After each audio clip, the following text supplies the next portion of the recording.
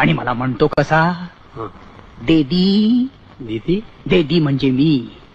लहानपणी मला तो देदी म्हणायचा. मला म्हणतो कसा, याला काय म्हणतात? मी म्हटलं याला हत्ती म्हणतात. तेव्हा मला म्हणतो कसा, मला याला बघायचंय.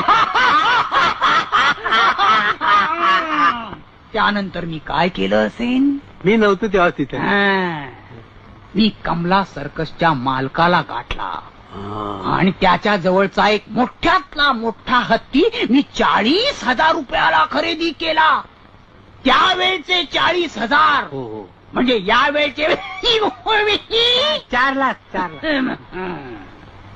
तो हत्ती आणून मी आमच्या पिंटू पिंटू, लहानपणी मी त्याला पिंटू म्हणायचो.